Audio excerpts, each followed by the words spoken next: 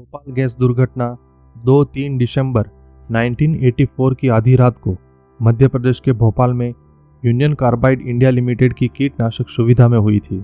इस आपदा ने कई जानवरों के साथ साथ लगभग 5 लाख लोगों को प्रभावित किया। जो लोग गैस लीकेज के संपर्क में आए वे अभी भी गैस लीकेज के लॉन्ग टर्म हेल्थ इफेक्ट्स के परिणाम स्वरूप पीड़ित है। इसके कारण क्रॉनिक आई डिफिकल्टी और श्वसन समस्याएं हैं। जो बच्चे इसके संपर्क में आए हैं उनका विकास अवरुद्ध हो गया है और संज्ञानात्मक हानि हो गई है। मैं गणेश स्वागत करता हूं आप सबका। आइए जानते हैं भोपाल गैस ट्रेजेडी के बारे में। Bhopal gas tragedy.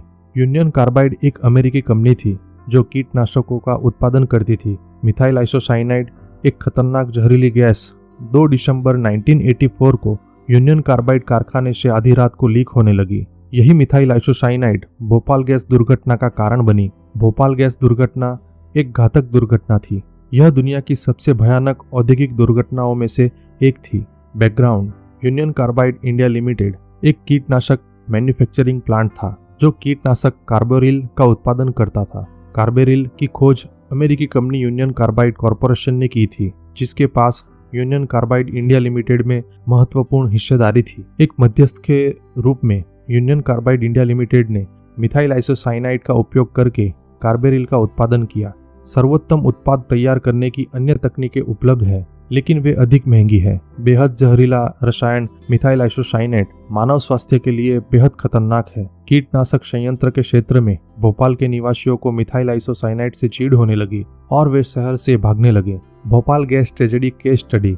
Bhopal union carbide India limited ने 3 भूमिगत मिथाइल आइसोसाइनाइड स्टोरेज टैंक का निर्माण किया, जिन्हें E610, E611 और E619 नाम दिया गया।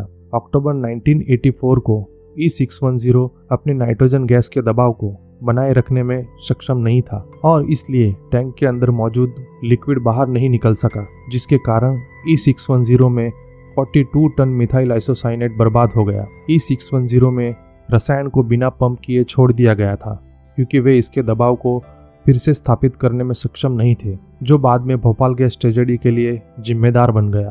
Causes of Bhopal gas tragedy.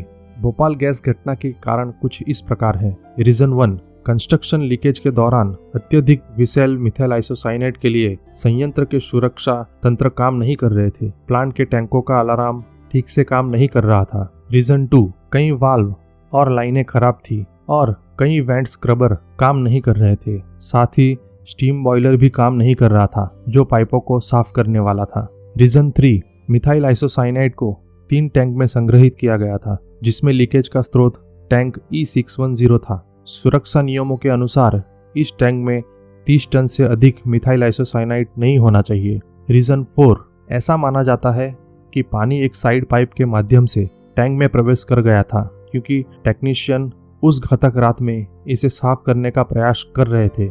Reason 5, इसके परिणाम स्वरूप टैंक में एक एक्सोथर्मिक रिएक्शन हुई, जिससे दबाव धीरे धीरे बढ़ता गया जब तक कि गैस वायुमंडल के माध्यम से बाहर नहीं निकल गई।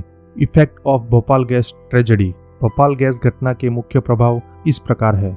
इफेक्ट 1, दम घुटने, pulmonary oedema and reflexogenic circulatory collapse के परिणाम स्वरूप हजारों लोगों की मृत्यु हो गई थी। इफेक्ट 2, नवजात मृत्यु दर में 200% की वृद्धि हुई। इफेक्ट 3, क्षेत्र में बड़ी संख्या में जानवरों के शव पाए गए हैं जो वनस्पतियों और जानवरों पर प्रभाव का संकेत देते हैं। कुछ दिनों के बाद पेड़ मर गए। कंटामिनेशन के डर के कारण फूड सप्लाईज दुर्लभ हो गई। इफेक्ट 4, मछली पकड़ने पर भी प्रतिबंध लगा दिया गया। इफेक्ट 5, मार्च 1985 में भारत सरकार ने भोपाल गैस लीकेज दुर्घटना अधिनियम की स्थापना की, जिससे उसे दुर्घटना के सभी पीड़ितों को प्रतिनिधित्व करने का कानूनी अधिकार मिल गया, चाहे वे भारत में हो या विदेश में। इफेक्ट 6, कम से कम 2 लाख युवा गैस के संपर्क में आए।